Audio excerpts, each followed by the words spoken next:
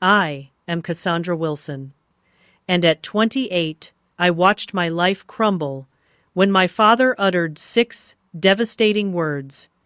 "We sold your silly patent for 10,000. The algorithm I had poured my soul into for years, gone with a single signature. I never imagined my own parents would betray me like that. Even less could I have predicted that 3 years later, that same technology would be valued at $1 billion. Now they called daily, begging for shares in my new company. Before I tell you how I went from losing everything to becoming the youngest female tech billionaire in America, let me know where you are watching from in the comments below, and hit that subscribe button if you have ever had family betray your trust. Growing up in our middle-class suburban home outside Seattle, I always felt like an anomaly in my family. My earliest memories involved dismantling household electronics while other kids played with dolls. By 3rd grade, I was winning science fairs with projects that made teachers raise their eyebrows in disbelief. "Are you sure your parents helped you with this?" Mrs. Hendricks asked. When I presented my solar-powered water filtration system at age 9, I remember shaking my head and feeling a strange mix of pride and sadness. My parents had not helped. They had barely noticed. My father, Richard Wilson, worked as a sales manager for a local furniture company. He played football in high school, and that remained the pinnacle of his life achievements, according to his stories. My mother, Karen, was an administrative assistant who spent most of her free time organizing community events and fussing over my brother, Jason. Jason was 3 years older than me and embodied everything my parents valued: athletic, sociable, conventionally successful. He was quarterback of his high school team, dated the prettiest girls, and brought home trophies that my parents proudly displayed in our living room cabinet. Meanwhile, my academic certificates and science competition medals were tucked away in a drawer in my bedroom. "Nobody wants to hear about differential equations at dinner, Cassie," my mother would say, whenever I tried to share my latest academic achievement. "Jason, tell us about the game on Friday." I learned early on that in our household, throwing a ball was more valuable than scientific innovation. It wasn't that they were cruel parents, just thoroughly ordinary people who couldn't understand a daughter who read physics textbooks for fun. When I was 14, I came home buzzing with excitement after my science teacher told me I had a genuine gift for computational thinking and should consider applying to specialized summer programs. "That sounds expensive," was my father's immediate response. "But Mr. Patterson said, there are scholarships," I countered. My mother exchanged a look with my father. "Well, we have already committed to Jason's football camp this summer. That is our priority right now." That night, I cried silently in my bedroom, wondering why my brother's ability to throw a ball was worth more than my brain. It was the first of many disappointments, but also the moment I decided my success would have to come through self-reliance. The ultimate heartbreak came during my junior year of high school, when I discovered that my parents had used my college fund to pay for Jason's elite sports training camp. He had received interest from college recruiters, and my parents were determined to secure him an athletic scholarship. "Jason has a real future in sports," my father explained when I confronted them. "You are smart enough to get academic scholarships." I felt like the air had been knocked from my lungs. The $10,000 they had supposedly been saving for my education was gone. That night, I made a plan. I took a weekend job at the local library and found evening work tutoring classmates in math and science. Every dollar went into a new account that only I could access. For the next 2 years, I worked relentlessly while maintaining a perfect GPA. I slept 4 hours a night, studied during lunch breaks, and sacrificed any semblance of a social life. My determination paid off when I received an acceptance letter from MIT with a partial scholarship that would cover about 70% of my tuition. When I shared the news with my parents, their reaction was predictably lukewarm. "MIT is so far away," my mother said. "Couldn't you have applied somewhere closer to home? What about Washington State, where Jason goes?" "This is MIT," I emphasized. "One of the best engineering schools in the world." My father glanced up from his newspaper. "Well, I hope you can afford it. We do not have money to help with that fancy school." I wanted to scream that they would have had money if they had not spent mine on Jason, but instead I just said, "I know. I have been saving." Arriving at MIT was like finally being able to breathe. For the first time in my life, I was surrounded by people who spoke my language, who got excited about the same things I did. Nobody looked at me strangely when I spent hours discussing algorithmic efficiency or quantum computing theories. During my sophomore year, I met Professor Alan Morgan, who would become the mentor I had always craved. He spotted me working late in the computer lab one night and paused to look at my code. "This is an interesting approach," he said, pointing to my screen. "Have you considered applying a neural network to optimize these parameters?"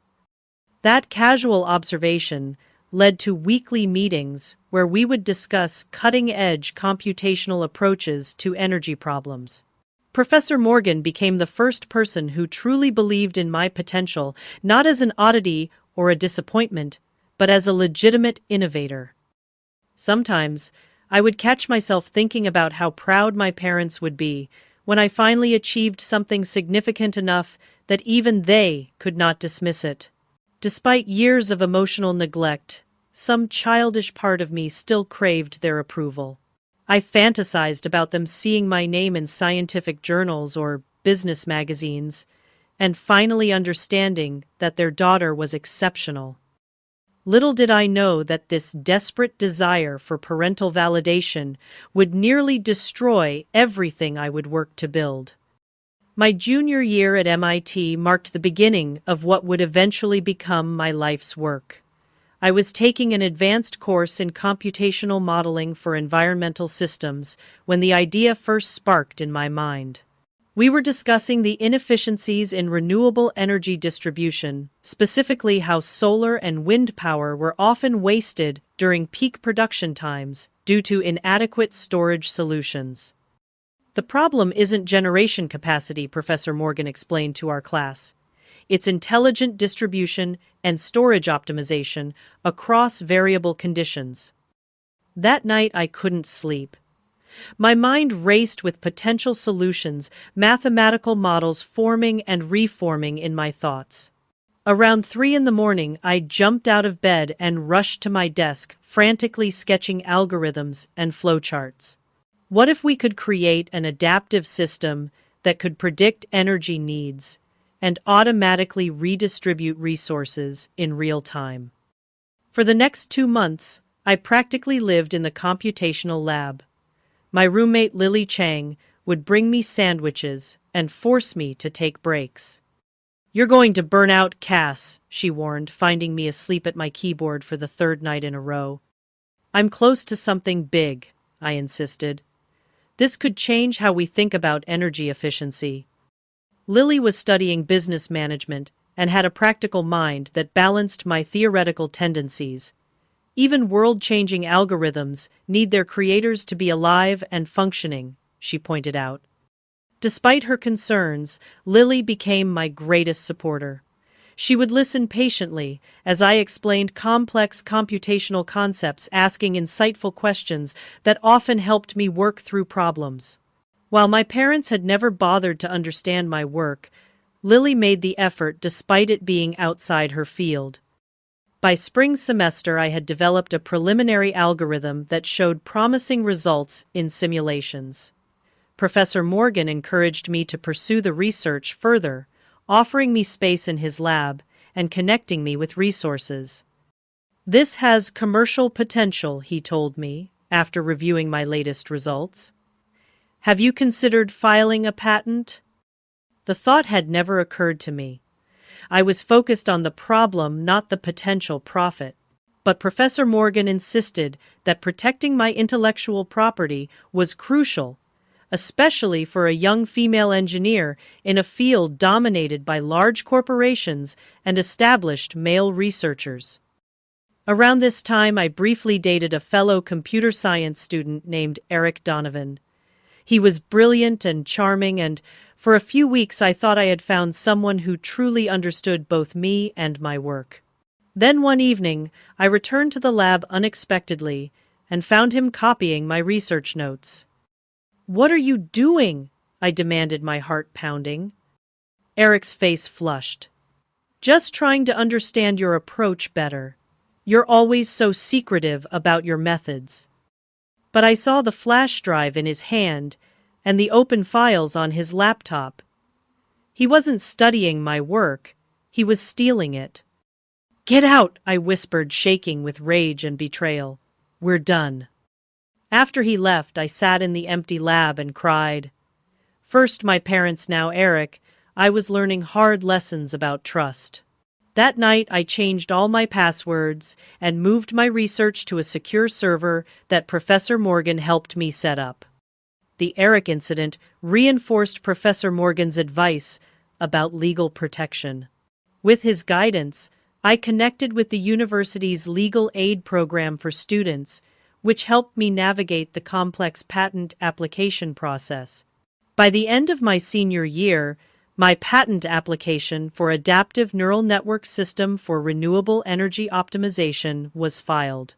The legal aid attorneys explained that the patent would take time to process, but that my innovation was now documented and protected. I graduated from MIT with highest honors and multiple job offers from tech companies and energy firms.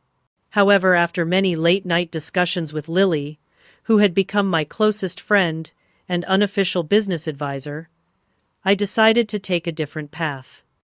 "You could work for someone else and make good money," Lily said as we discussed my options over coffee in our favorite campus cafe.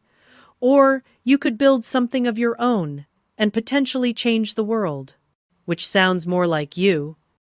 She already knew the answer. I had spent my life being underestimated and overlooked.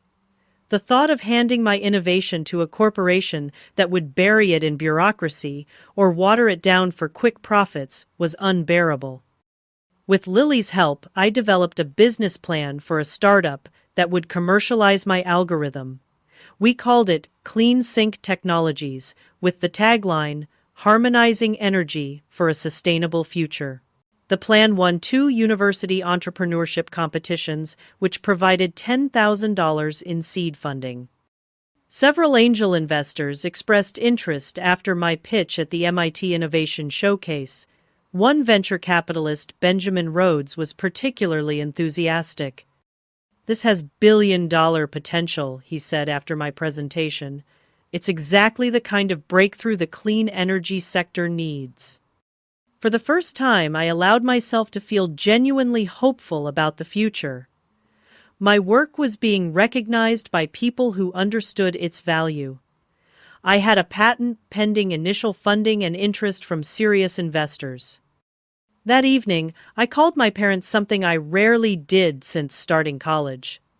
Despite years of disappointment, some part of me still wanted to share my success with them, still craved their approval.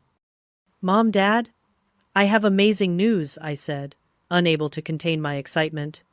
"I've developed a new algorithm for clean energy optimization, and investors are interested in funding my startup." There was a pause on the line. "That's nice, honey," my mother finally said. "But we're actually planning Jason's wedding right now. It's going to be quite expensive. Do you think your computer thing might make money soon? We could really use some help with the costs." I felt that familiar sinking feeling in my stomach. Of course they would find a way to make my achievement about Jason. "I have to go," I said abruptly, and hung up. Despite that disappointing conversation, I decided to go home for Thanksgiving. It had been over a year since my last visit, and I wanted to discuss my business plans in person. Perhaps if they could see the investor presentations and understand the potential impact of my work, they would finally take me seriously. I had no idea that this visit would change the course of my life in ways I could never have imagined. I arrived at my parents' house the day before Thanksgiving, nervous but excited to share my plans. The house looked the same, as always meticulously maintained lawn, the same faded welcome mat, and of course the living room shrine to Jason's athletic achievements. Nothing about me was visible in the home where I grew up. My mother greeted me with a distracted hug. "We're so busy with wedding planning," she explained, barely making eye contact. "Jason and Amber want a June ceremony at Lakeview Country Club." "That sounds nice," I said, trying to be polite. "I was hoping we could talk about my startup. I have some presentations I'd like to show you." "Your father's in his office," she replied already, turning back to her wedding magazines. "Dinner's at 6. I headed upstairs to unpack, passing my father's home office. The door was ajar, and I noticed unfamiliar paperwork spread across his desk. Curiosity got the better of me, and I peeked inside. The letterhead caught my attention immediately. Tech Fusion Corporation, one of the largest energy companies in the country. Why would my father have correspondence from them? Before I could investigate further, I heard his footsteps on the stairs and quickly retreated to my old bedroom. That evening at dinner, I tried to share my excitement about CleanSync technologies. "Several investors are interested," I explained, pulling up the presentation on my tablet. "Benjamin Rhodes thinks we could secure a 7-figure seed round by spring." My father cleared his throat. "Actually, Cassandra, there's something we need to discuss regarding your patent." The way he said it sent a chill down my spine.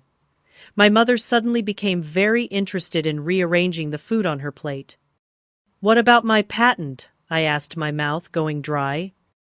My father straightened in his chair, adopting the same authoritative posture he used when grounding me as a teenager.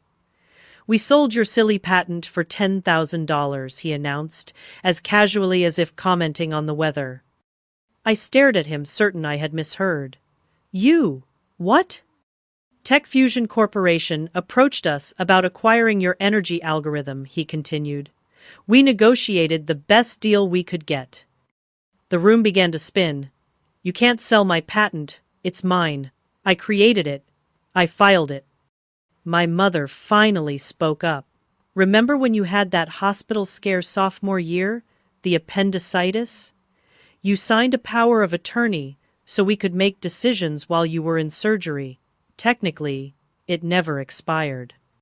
I felt physically ill as the pieces fell into place. The paperwork in my father's office, Tech Fusion. The power of attorney I'd completely forgotten about. "You used a medical power of attorney to sell my intellectual property." My voice rose in disbelief. "How is that even legal?" "We needed the money for Jason's wedding," my mother explained, as if that justified everything. "And honestly, Cassandra, it's just computer doodling. $10,000 is a lot for some lines of code." "It's not computer doodling," I seethed. "It's a revolutionary algorithm that could transform renewable energy infrastructure globally." My father waved his hand dismissively. "Those tech companies always exaggerate. Besides, you can make another computer program. You're good at that stuff." I couldn't breathe. Years of work, my future, my dreams, all sold without my knowledge or consent, for a fraction of its worth to pay for my brother's wedding. "Where's the money?" I demanded. My parents exchanged uncomfortable glances. "We've already put deposits down for the venue and catering," my mother admitted. I pushed away from the table and ran upstairs, grabbing my phone to call the only person I trusted. Lily answered on the second ring. "They sold my patent," I sobbed into the phone. "My parents sold it to Tech Fusion for $10,000 using an old medical power of attorney." Lily gasped. "That can't be legal. We need to call a lawyer immediately." The next morning, instead of Thanksgiving dinner, I met with an attorney Lily had found who specialized in intellectual property.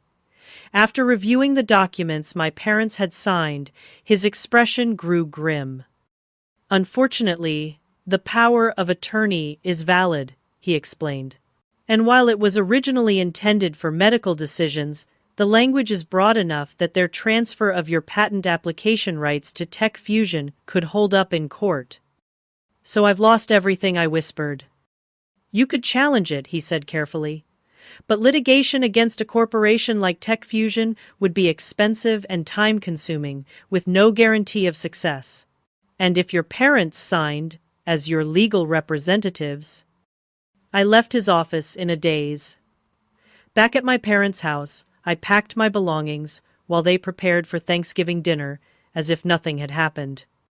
"You're being dramatic," my father said when he saw me heading for the door with my suitcase. "It's just a patent. You'll come up with something else." "You had no right," I told him, my voice steady despite the turmoil inside. "You've taken the one thing that was truly mine." "We're your parents," my mother replied. "We know what's best." I walked out without looking back. Lily was waiting in a rental car at the end of the driveway. "You're staying with me," she insisted, "for as long as you need." In the weeks that followed, I spiraled into a deep depression. I watched helplessly as Tech Fusion announced the acquisition of a promising new energy optimization technology in press releases. My innovation, my future, stolen with a signature. I consulted 3 more attorneys, all of whom gave the same devastating assessment, challenging the sale would be a legal nightmare. The power of attorney, while ethically questionable in this context, provided my parents with legal authority. Tech Fusion had obtained the rights through seemingly proper channels, and they had an army of corporate lawyers to defend their acquisition. The investors who had been excited about CleanSync Technologies disappeared overnight when they learned I no longer owned the core intellectual property. Benjamin Rhodes, who had spoken of billion-dollar potential, wouldn't even take my calls. "I'm so sorry, Cassandra," he wrote in a terse email. "Without the patent, there's nothing to invest in." The worst part was the betrayal. Not just the legal theft of my work, but the casual way my parents had dismissed years of my effort as computer doodling not worth protecting. They had valued a one-day wedding celebration for my brother over my entire future. As December turned to January, I could barely get out of bed. Lily covered my share of rent and gently encouraged me to seek therapy, but I felt paralyzed by loss and betrayal. Everything I had worked for was gone, and I had to start over with nothing but a broken heart and shattered trust. The first 6 months after the betrayal were the darkest of my life. I moved into Lily's spare room in Boston and barely functioned. While she went to her job at a marketing firm, I would lie in bed staring at the ceiling, replaying every moment that had led to this catastrophe. If only I had revoked that power of attorney. If only I had never gone home for Thanksgiving. If only I had been born into a family that valued me. Lily tried everything to pull me out of my depression. She scheduled consultations with more lawyers, hoping to find a legal loophole. She connected me with other engineers who had faced setbacks. She even arranged interviews for tech positions that might interest me. "You still have your brilliant mind," she reminded me. "No one can take that away." But I felt like a failure. My innovation was now being developed by Tech Fusion's team, and I had nothing to show for it except a broken heart and mounting debt. To cover my basic expenses, I took a job at a local coffee shop. I, Cassandra Wilson, MIT, graduate with honors, was making lattes for business people who resembled the investors who had once been eager to fund my startup. The irony wasn't lost on me when a Tech Fusion executive stopped in one morning and I had to serve him smiling mechanically as he discussed their revolutionary new energy system on his phone while waiting for his order. "Your algorithm is making remarkable progress," he told someone on the call. "The simulations are exceeding all expectations." I nearly dropped his cup. They were using my work, probably making modifications, but the core breakthrough, my breakthrough, was driving their success. I went to the bathroom and cried after he left. That evening I received a text from my mother. Jason's wedding was beautiful. Wish you could have been there. Dad and I are thinking of buying a vacation home with the money we saved. Hope your computer job is going well. They hadn't even used the money from my patent for the wedding as claimed. It had all been lies. I blocked their numbers that night. July marked my lowest point. Lily came home to find me surrounded by empty ice cream containers, unwashed for days, scrolling through Tech Fusion press releases. "This has to stop," she said firmly. "You're coming with me tomorrow." Where, I asked listlessly.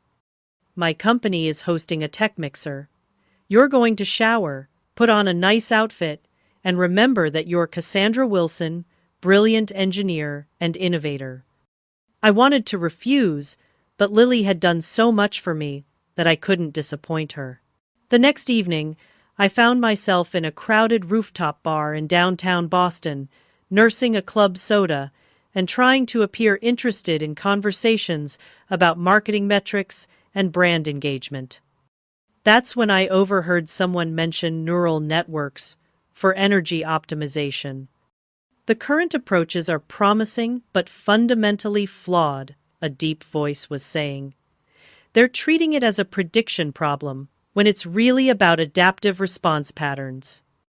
I turned to see a tall man with glasses gesturing enthusiastically to a small group. Something about his assessment resonated with me. Without thinking, I moved closer. "The flaw is more specific," I interjected. "They're using linear regression models for non-linear phenomena. Energy consumption patterns follow chaotic mathematics, not predictive curves." The group turned to look at me, surprised by the interruption.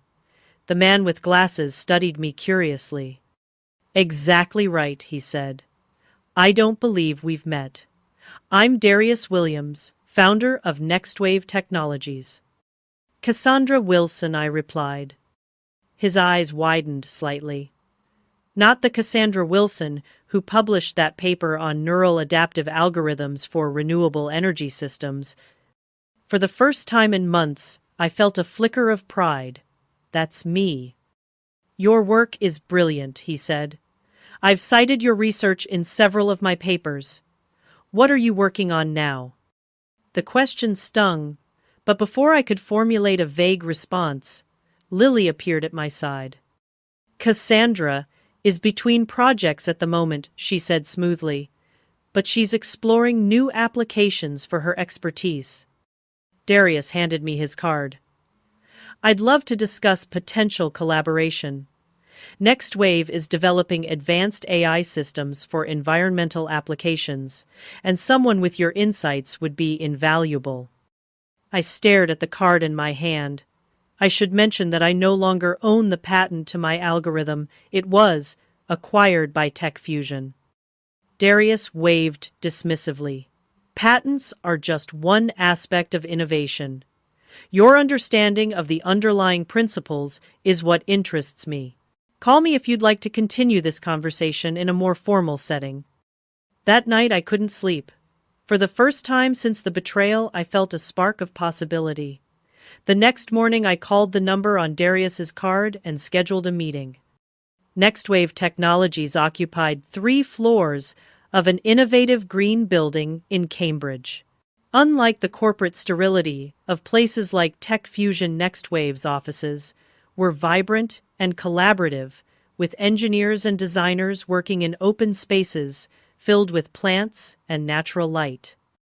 Darius greeted me warmly and gave me a tour. "We're focused on developing AI solutions for environmental challenges," he explained. "Everything from water conservation to carbon capture." "It's impressive," I admitted. In his office, Darius got straight to the point. "I know about your situation with Tech Fusion. News travels in tech circles." I stiffened. "Then you know I have nothing to offer."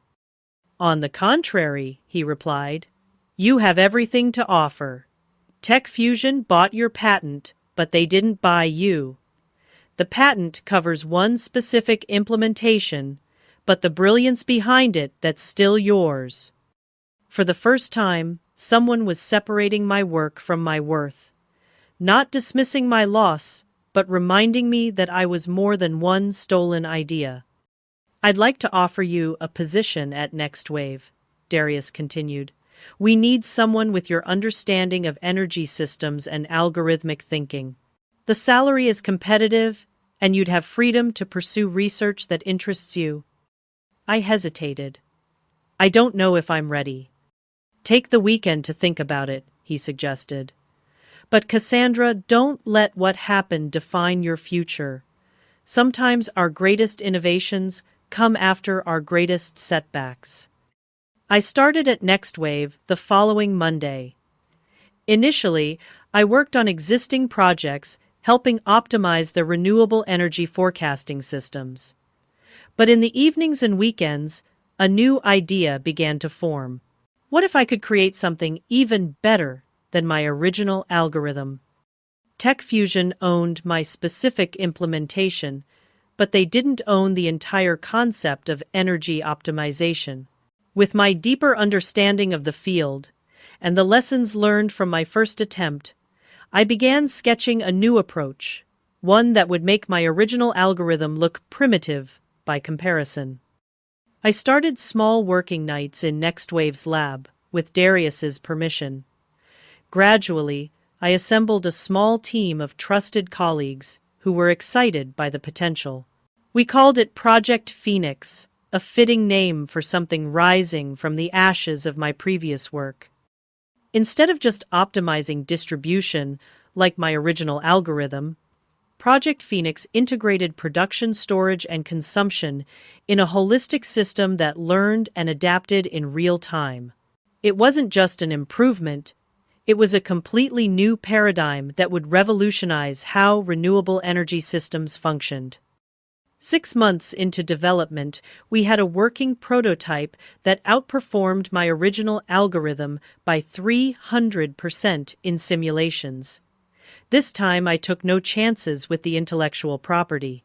Next Wave's legal team helped me file multiple patents that protected not just the implementation, but the underlying approach from every conceivable angle. When we presented the prototype to Darius, his face lit up with excitement. "This isn't just an energy optimizer," he said. "This is the foundation for a completely new kind of energy infrastructure." For the first time since the betrayal, I allowed myself to feel genuine hope. Phoenix wasn't just a recovery from what I had lost. It was a leap forward into something I never would have created without that painful experience pushing me to rethink everything. As we refined the system, Darius approached me with a proposal that took my breath away. "I think Phoenix deserves to be more than just a Next Wave project," he said. "I'd like to help you establish it as a separate company with you, as the founder and CEO. Next Wave would be your first investor and partner." I stared at him in disbelief. "You'd help me start a competing company?" He smiled. "Not competing. Complementary. Next Wave could be your first customer and development partner. The world needs this technology, Cassandra, and you deserve to lead it." That night, I called Lily and told her everything. She screamed with excitement. "I always knew you'd bounce back, Cass. This is just the beginning." For the first time in over a year, I felt like myself again. Not the broken shell who had served coffee to Tech Fusion executives, but Cassandra Wilson, innovator and problem solver. The road ahead would be challenging, but I now had something I had lacked before: experience, wisdom, and a second chance to do things right. With Darius's backing, I incorporated Energy Sphere Inc. in January, 18 months after the patent betrayal. NextWave provided initial seed funding of $2 million in exchange for a 15% stake, with Darius joining my board of directors. Lily left her marketing job to become our chief operating officer, and we rented a small office space in a converted warehouse in Somerville. From coffee shop to CEO in 6 months, Lily joked as we set up our desks.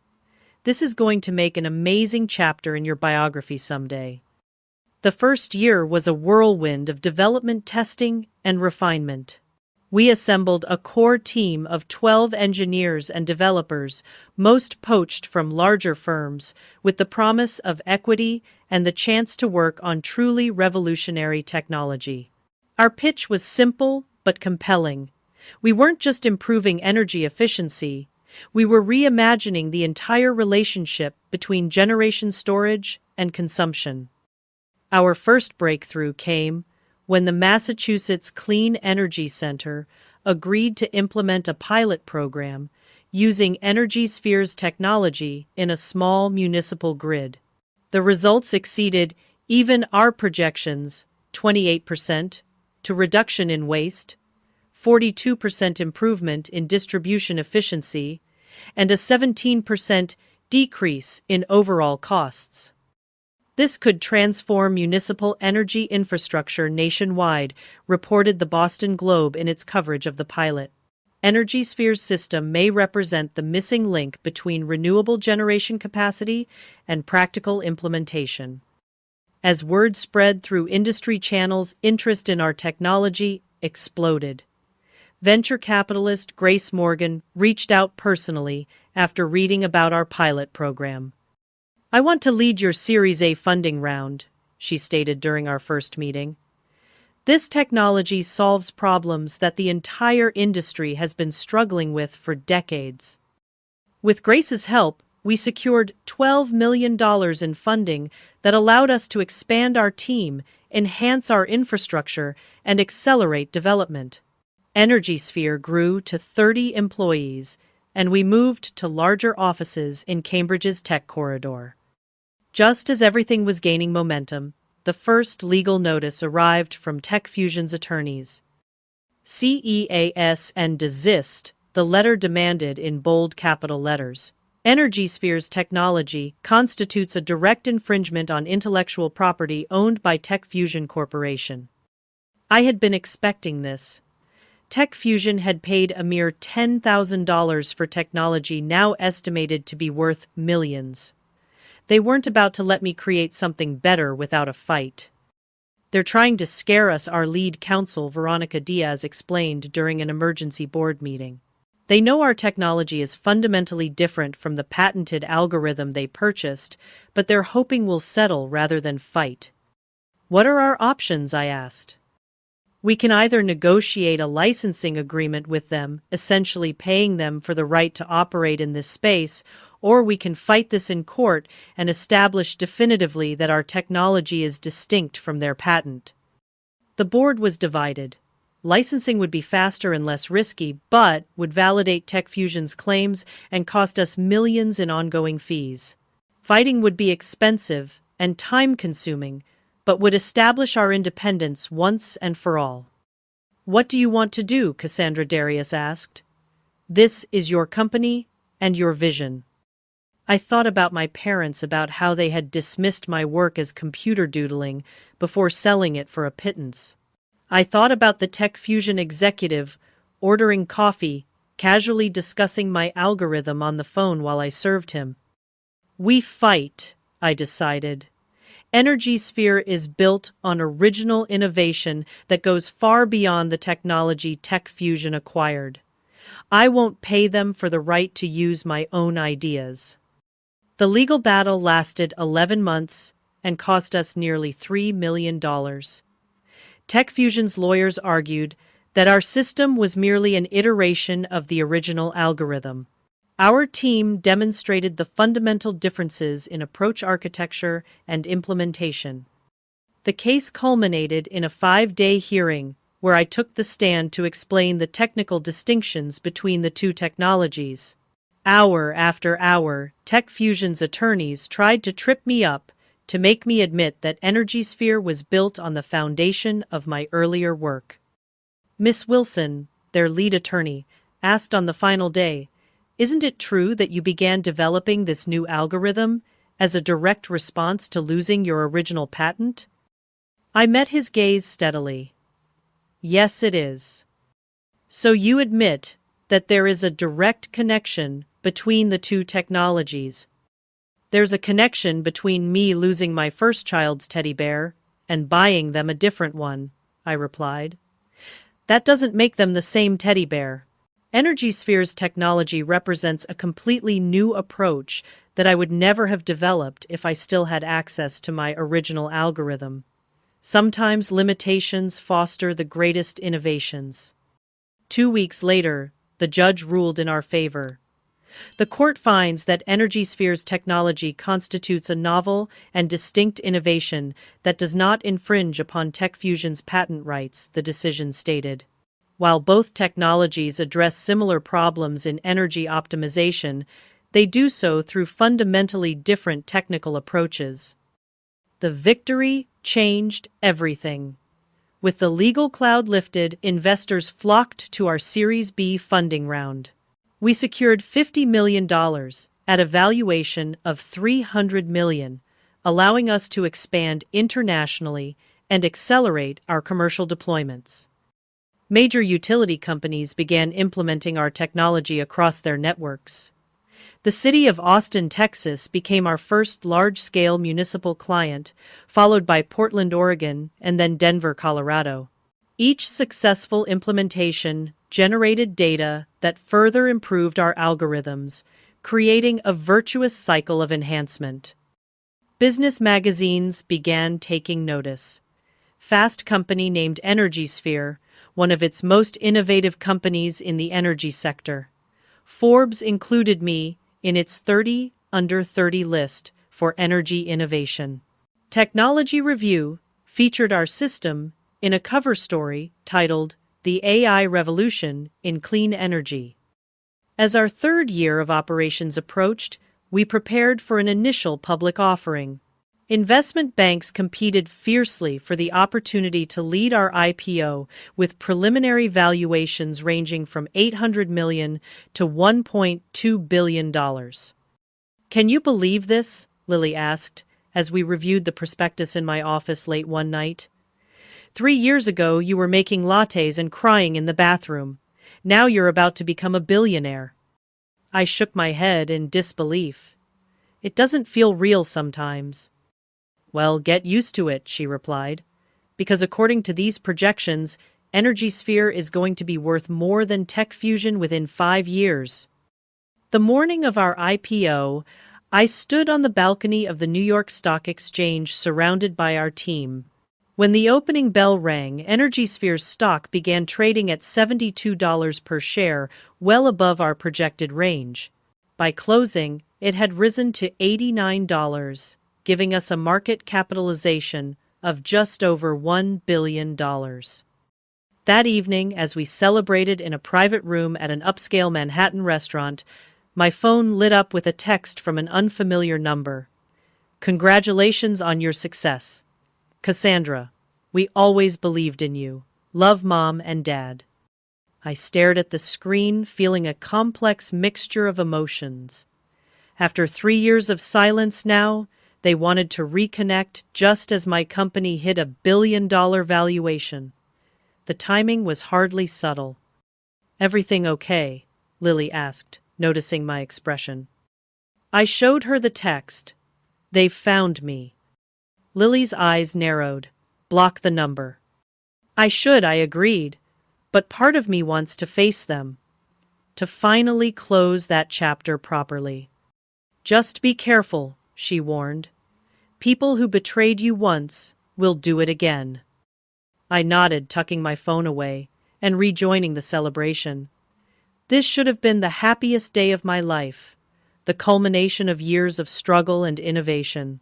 Instead, I felt a shadow looming, the unresolved pain of my parents' betrayal and the certainty that they weren't done trying to insert themselves into my life. I was right.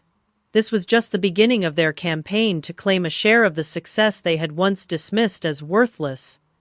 2 weeks after our IPO, with Energy Sphere's stock continuing to climb and our market capitalization approaching $1.3 billion, I received an email from my father.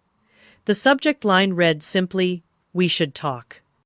"Your mother and I are so proud of what you've accomplished," he wrote. "We always knew you would do great things with your talent. We would love to meet for lunch when you're back in Seattle. There's so much to catch up on." No mention of selling my patent.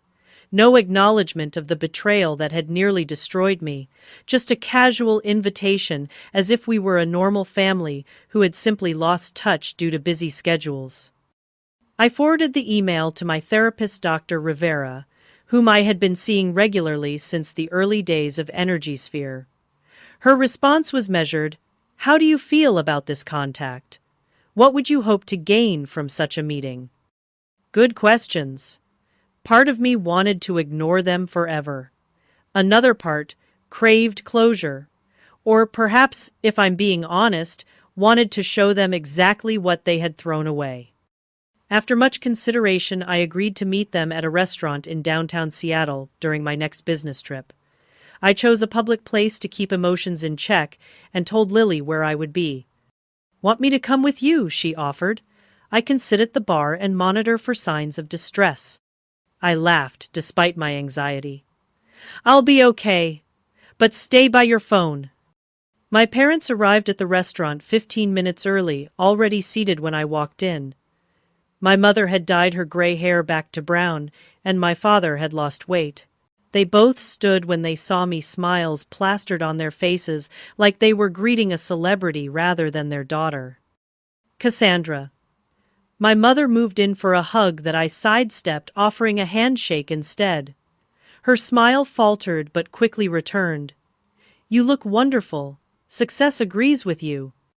We sat, and a waiter immediately appeared to take our orders. The small talk was excruciating comments about the weather, how nice the restaurant was, how they had followed my career with interest. Finally, when our food arrived, my father cleared his throat. "We've been thinking a lot about family lately, about legacy." "Have you?" I replied, neutrally cutting into my salmon. "We always believed in you, Cassandra," he continued. "Even when we didn't understand your work, we knew you were special." I set down my fork. "Is that why you sold my patent without my knowledge? Because you believed in me so much?" My mother reached across the table for my hand, which I pulled back. "We made a mistake," she admitted. "We didn't understand what we were doing." "You understood exactly what you were doing," I countered. "You used a medical power of attorney to sell my intellectual property for $10,000. Then you lied about using it for Jason's wedding." My father shifted uncomfortably. "We've had some financial difficulties these past few years. Jason's business ventures haven't panned out, and the economy's been tough." And there it was, the real reason for this reunion. Not reconciliation, but money. "What exactly do you want?" I asked directly. They exchanged glances before my father spoke. "We thought, given your success, you might consider helping family. Perhaps some shares in your company, or a position on your board. Your father has extensive business experience that could be valuable." I nearly choked on my water. A position on my board. The board of the company I built after you sold my original technology for a fraction of its worth. "We're your parents," my mother said, as if that explained everything. "We gave you life. We raised you. Families support each other." "You didn't support me," I said quietly. "You dismissed my work as computer doodling. You used my college fund for Jason's sports camp. You sold my patent without my consent. That's not support. That's exploitation." My father's expression hardened. "We made sacrifices for you your entire life. Now that you're successful, you owe us." "I owe you nothing," I replied, my voice steady, despite the emotions churning inside me. "And I think this lunch is over." As I stood to leave, my mother grabbed my wrist. "We're thinking of suing Tech Fusion," she said desperately, "for undervaluing your patent.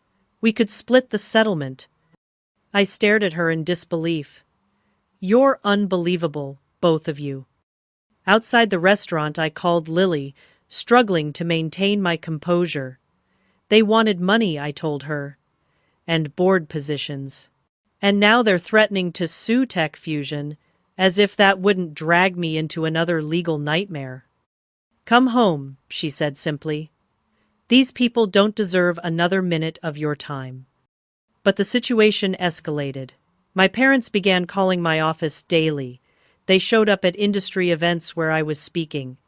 They contacted journalists with inside stories about how they had nurtured my early talent. Most disturbingly, they reached out to board members and investors, claiming they had been instrumental in the development of the technology that became EnergySphere. After consulting with our legal team, I reluctantly agreed to one final meeting, this time at my parents' house with my attorney present. I wanted to end this harassment once and for all.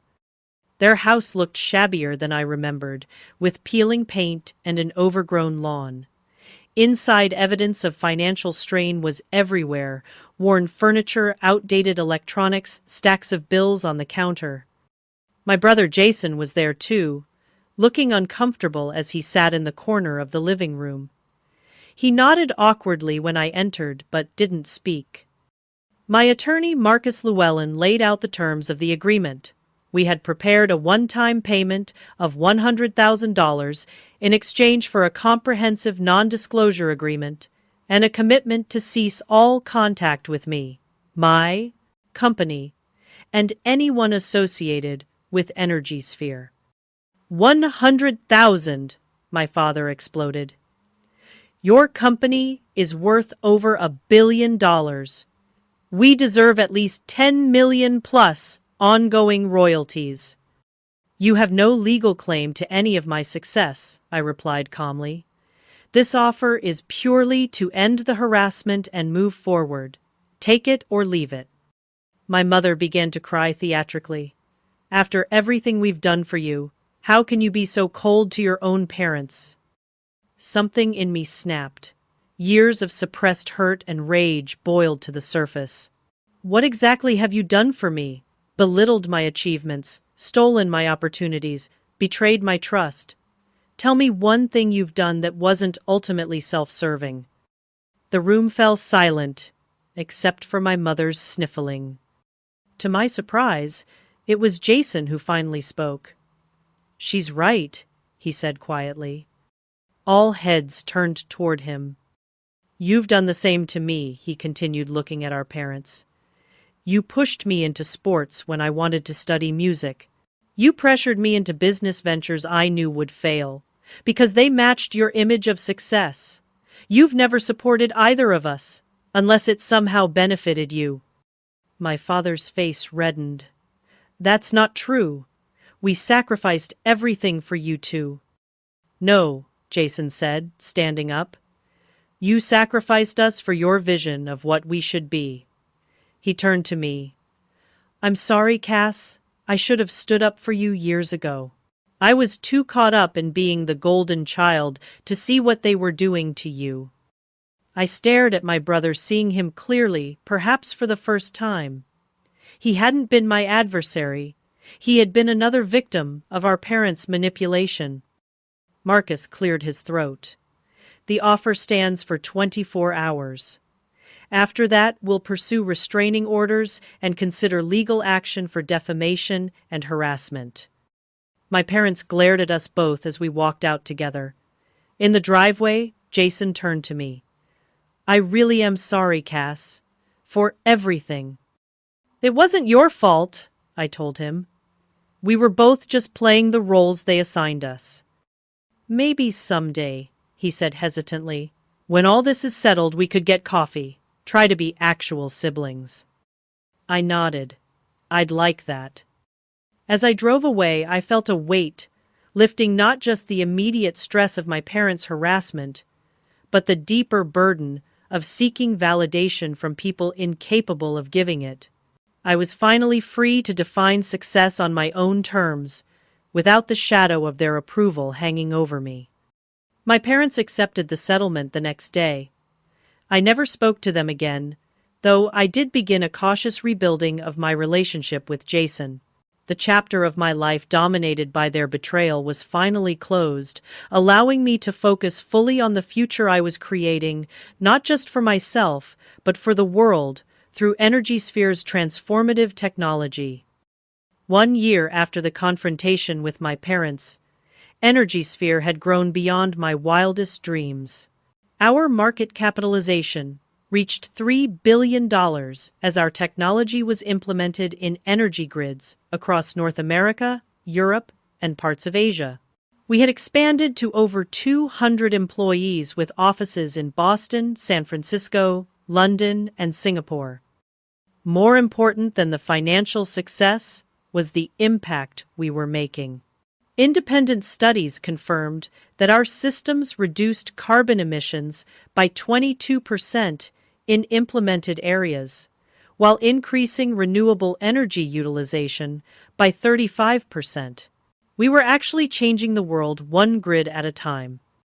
On the anniversary of our IPO, I launched the Wilson Innovation Foundation, committing $50 million to support young innovators from challenging backgrounds. The foundation provided scholarships, mentorship, and seed funding for students with promising ideas but limited resources. I was lucky enough to find supporters when I needed them most, I explained at the launch event. Not everyone has that opportunity. We want to be the bridge between brilliant ideas and the resources needed to bring them to life. The foundation became a passion project for me, a way to transform my painful experiences into something positive. I personally reviewed scholarship applications and often mentored recipients directly. Many reminded me of myself at that age, full of innovative ideas, but facing obstacles that had nothing to do with their abilities. Around this time, I also established healthier boundaries with my extended family. While I maintained no contact with my parents, my relationship with Jason gradually improved. He had finally pursued his passion for music, teaching piano at a community arts center, and seeming happier than I had ever known him to be. "They're still angry," he told me during one of our monthly dinners. "They talk about you, like you betrayed them, not the other way around." "Do you think they'll ever understand what they did?" I asked. Jason shook his head. "They're incapable of that kind of self-reflection. In their minds, they're always the heroes of the story." I had come to the same conclusion through therapy with Dr. Rivera. Some people cannot acknowledge their harmful actions because it would shatter their self-image. My parents would likely go to their graves believing they were victims of an ungrateful daughter rather than facing the truth of their betrayal. This understanding was crucial to my healing. I stopped hoping for an apology I would never receive and instead focused on building the life and relationships I deserved. One such relationship was with Marcus Llewellyn, who had started as my attorney during the parental settlement but had become something more. Our professional relationship had gradually evolved into friendship and eventually romance. Unlike anyone I had dated before, Marcus understood both my drive for innovation and the personal traumas that had shaped me.